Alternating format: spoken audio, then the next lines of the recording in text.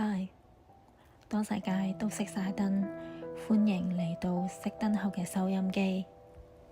我係阿舒啊，唔知依家聽緊呢段聲音嘅你，係一個人瞓喺黑蚊嘅房入面瞓唔着啊，定係戴緊耳機睇住出面空無一人嘅深夜嘅街道？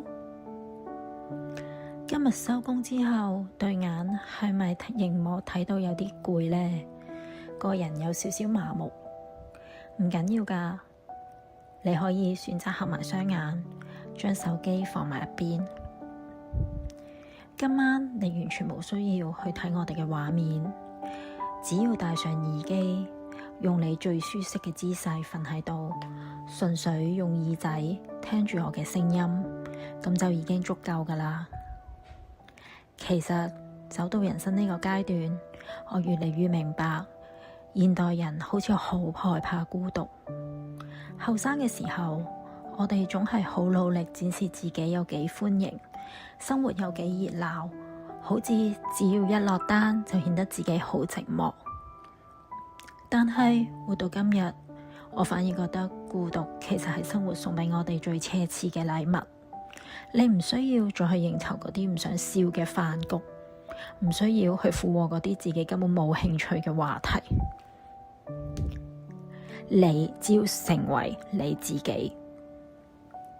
今晚想陪你傾偈，關於內向者孤獨嘅美學。如果你都習慣咗喺人群之中保持安靜，咁接下來嘅時間就讓我用聲音陪你一齊喺黑暗中靜靜地坐一會吧。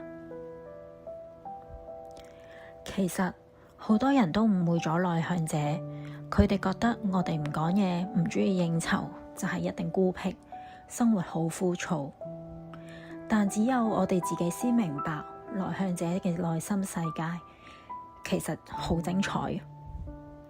就好似今日收工返到屋企，我將對鞋放低，將手機轉做請勿打擾嘅模式。當成間屋只剩下你一個人，同埋一盞好暖和色嘅台燈嘅時候，我內心嗰個原本乾竭嘅電池，先係真正開始一格一格咁樣充返。你依家聽緊收音機嘅呢一刻，手邊有冇一杯暖嘅水或者熱茶呢？活到今日，我最享受嘅反而係一啲好微小、好簡單嘅孤獨瞬間。例如係一個落雨嘅放假日，一個人留喺屋企，聽住窗外嘅雨聲，慢慢咁手沖一杯咖啡。又或者係禮拜五嘅深夜，自己一個人行去便利商店，揀一包最中意嘅零食，沿路吹住夜風，慢慢行返屋企。喺呢個時候，你唔需要顧慮任何人嘅情緒，唔需要去估人哋想聽啲咩，你可以完全放鬆你嘅面部肌肉，唔需要去擺出一個討好世界嘅笑容。呢種孤獨並唔係寂寞，而係一種我同我自己相處得好好嘅最高級嘅自由。如果今個禮拜你都因為工作或者要應酬唔同嘅人，而家覺得有少少電都冇晒啦，咁今晚就等我哋一齊將自己交返俾黑夜，喺呢個完全屬於你嘅角落，好好咁休息一下。好啦，今晚熄燈後嘅收音機就差唔多嚟到尾聲啦。多謝你啊，喺呢個寂寞城市裏，願意撥出呢段時間，等我嘅聲音可以陪住你。希望今晚可以俾到你一絲絲嘅溫暖。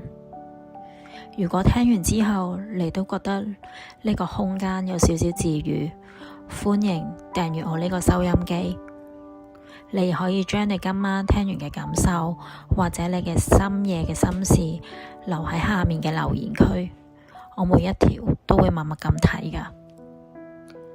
手機放低啦，合埋雙眼，祝你今晚有一個溫柔好香甜嘅夢。